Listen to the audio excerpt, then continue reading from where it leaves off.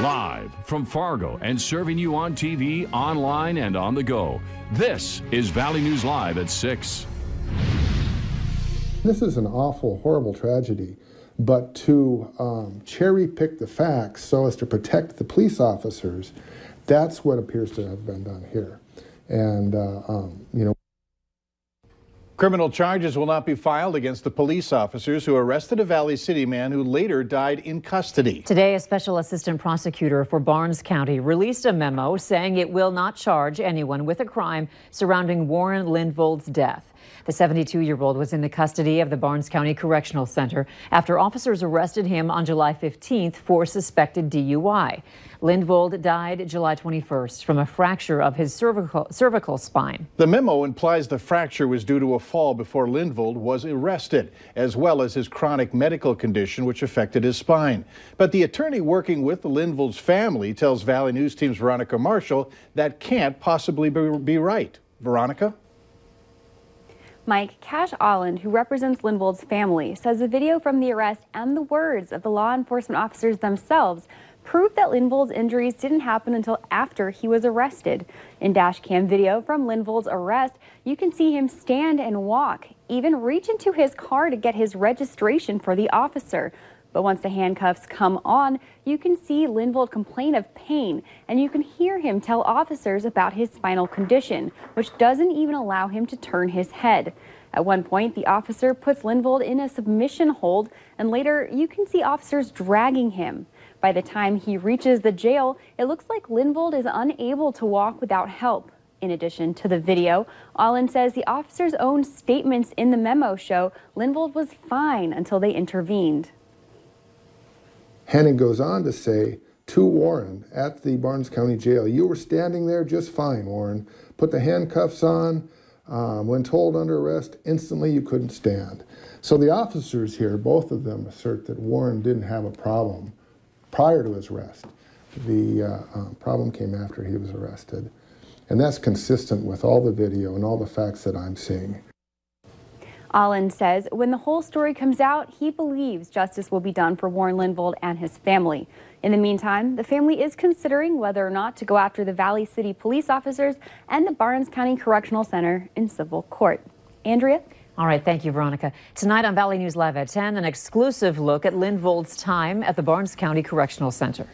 Here's a reminder to take it easy on the roads. Right now, some of them, especially in extreme northeastern North Dakota and south of Devil's Lake, are slippery. Hutch is here with a look at weather conditions right now and what you can expect tonight. Hutch? Well, the radar is quite active along and north of Interstate 94 heading into the evening, but don't let the lack of precipitation fool you elsewhere with very slippery roads, as we have snow in northwest Minnesota and a mix of precipitation showing up on the radar here in the Devil's Lake Basin. This is all moving off to the east, and we're not expecting a lot of snow, but because temperatures remain below freezing, we are going to have those slippery spots on area roads. All of us are in the 20s as we're going through a little bit of a warm-up. Some reduced visibility reported as well with this unsettled weather making its way through the valley. Here's a look from the DOT camera on Highway 11, a very foggy view in Dickey County tonight, and Sisseton, the camera covered with a thin layer of ice. Slippery and slidey conditions throughout the valley tonight as temperatures will remain steady. Some may even see them climb a little bit towards morning.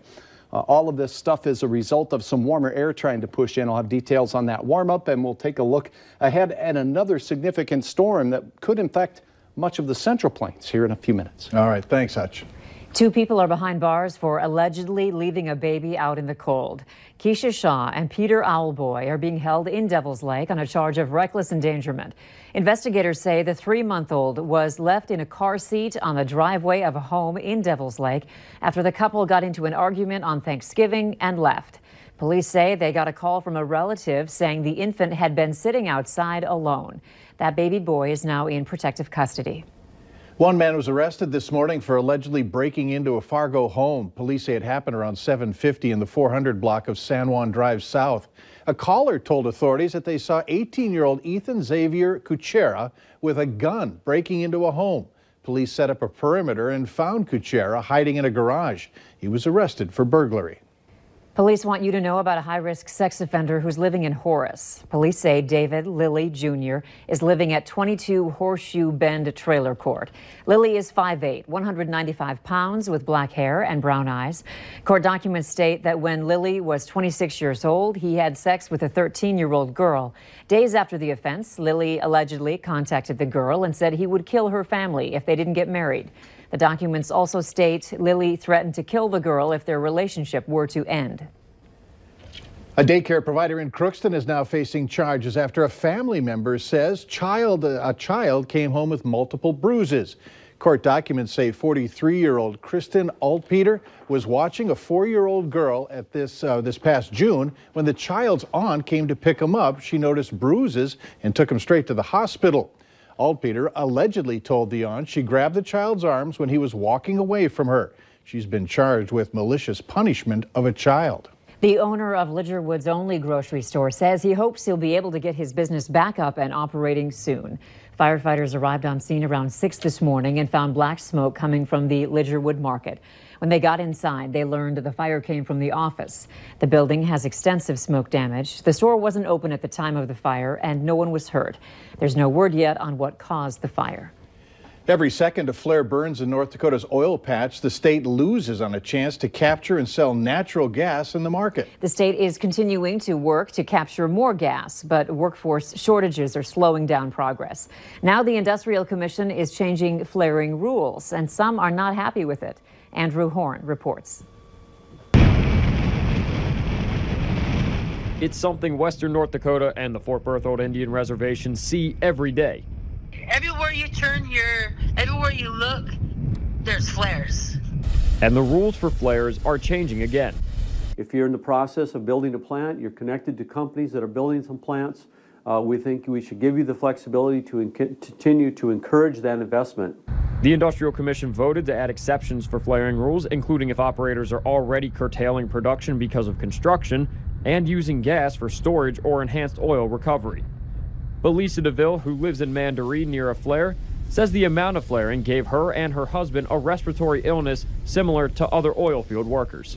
A physician told us that she has about up to 14 to 16 patients a day from the oil field work. Those workers have the same thing. Ron Ness with the Petroleum Council says there's been discussions about adding a plastics manufacturing industry in North Dakota, but the downturn in 2014 delayed those plans. Ness is hopeful that a chemical industry will come to North Dakota, but said nothing has been set as of yet.